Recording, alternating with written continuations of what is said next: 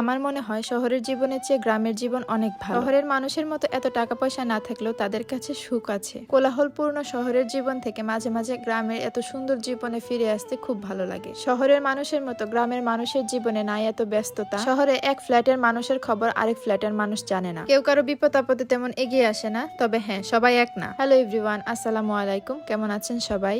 শীতের ছুটিতে গ্রামের বাড়িতে এসেছি। বরাবরের মতোই গ্রাম আমার অনেক প্রিয়। গ্রামে আসলে বসে বসে খাওয়া দাওয়া করা আর ঘুমানো ছাড়া আমার কোনো কাজ নাই। গ্রামে আসলে ঘুমটা একটু দেরিতেই ভাঙে। ঘুম ভাঙার পর সকালে দেখছিলাম একটু রোদও উঠেছে আর সাথে কুয়াশাও আছে। আর আমার রুমের দরজা খুললে এত সুন্দর একটা বাগান বিলাস দেখা যায়। সকালে চা খাচ্ছিলাম আর বাগান বিলাসের সৌন্দর্য উপভোগ করছিলাম। মাশাল্লাহ মাশাল্লাহ, আমার গাছটা এত সুন্দর হয়েছে। আর এই মগটা কিন্তু প্রায় 18 থেকে 20 বছরের পুরনো তো হবেই। শোকেস থেকে আমার আম্মু একটা জিনিসও বের করতে দিবে না, কিন্তু আমি তো নাছর বান্দা, সুন্দর সুন্দর জিনিস বের করে আমি সেগুলোতে খাবো। চা খাওয়ার পর প্রচন্ড শীত করতেছিল, তাই আমি আবার কম্বলের নিচে ঢুকে গিয়েছি। বসে বসে বাহিরের সৌন্দর্য দেখছি। শহরের মানুষ একজন আরেকজনের বাসায় দাওয়াত ছাড়া যায় না, কিন্তু গ্রামে কিন্তু তা না। কেউ পিঠা বানালে তাদের সাথে পিঠা বানাবে, খাবে, মজার মজার গল্প করবে।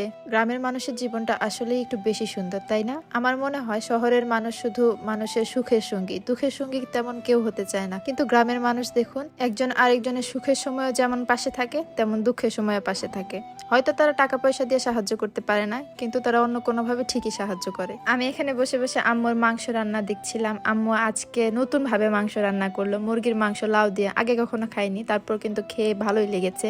আর এই যে আমার মিনু বসে বসে রোদ পোহায়। এখানে সবাই সবজি কাটাকাটি করছিল আর আমি বসে বসে দেখছিলাম আর ভিডিও করছিলাম। গ্রামের ফরমালিন মুক্ত একদম টাটকা টাটকা সবজি, শাক, এগুলো খেতে কিন্তু আলাদাই একটা স্বাদ, যেটা শহরে পাওয়া যায় না। আমার তো গ্রাম অনেক বেশি ভালো লাগে। ছোটবেলা থেকে আমার গ্রামে খুব একটা থাকা হয় না। এই দেখা যায় যখন ছুটির সময়, দীর্ঘদিনের ছুটি পাই, তখনই ঘুরতে আসি। আর আমাদের বাড়িতে একটা মানুষও থাকে না, সবাই যার যার কর্মস্থানে থাকে। বাড়িটা একদম ফাঁকা থাকে। এই ছুটির সময় সবাই আসে ঘুরতে বেড়াইতে। আর বাড়িতে আসলেই শুধু খাওয়া খাওয়া খাওয়া, এত পরিমাণে হাবিজাবি খায়। এই যে এই শন পাপড়ি, পপকর্ন, এগুলা যে বাড়িতে বাড়িতে ঘুরে ঘুরে বিক্রি করে, আমি তাদের কাছ থেকে কিনেছি। আর এই নইটানাটা আব্বু হাটে থেকে আসার সময় নিয়ে এসেছে। তারপর বিকালের সময় আমরা অনেক পিঠা বানিয়েছি। এই মাংস পিঠা আমার খুব খুব খুব পছন্দের। আমি আজকে অনেকগুলো পিঠা বানিয়েছি আর বসে বসে খেয়েছি। চুলার পারে বসে গরম গরম পিঠা ভাজা আর খাওয়ার মজাই আলাদা। আচ্ছা, কমেন্ট করে জানাবেন তো আপনাদের মিষ্টি জাতীয় পিঠা ভালো লাগে না এরকম ঝাল ঝাল? আমার তো ঝাল পিঠাই ভালো লাগে মিষ্টি চেয়ে। আর আপনাদের কোন পিঠা সবচেয়ে বেশি পছন্দ, এটাও কিন্তু কমেন্ট করে জানাবেন। দেখি আমার মতো ঝাল প্রেমী কেউ আছে নাকি, মানে ঝাল পিঠার প্রেমী। আর এই যে এটা হচ্ছে আমাদের এখানে এলাকায় বলে মুঠা পিঠা, মানে আটা নিয়ে মুঠ মুঠ করে বানানো হয়। দেখে মনে হয় এটার নাম মুঠা পিঠা বা মুইঠা পিঠা, ঠিক সঠিক নামটা আমি জানি না। এই পিঠাটা তো আমার একদমই ভালো লাগে না, মনে হয় আমি আটা চাবাচ্ছি। তারপর সুন্দর চাঁদ দেখেছি। আজকে কিন্তু জ্যোৎস্না রাত ছিল, 2024 সালের শেষ পূর্ণ চাঁদ। তারপর আর কোনো ভিডিও ক্লিপ নেওয়া হয়নি। তাহলে আজকে এই পর্যন্তই। ভালো থাকবেন সবাই, আল্লাহ হাফেজ।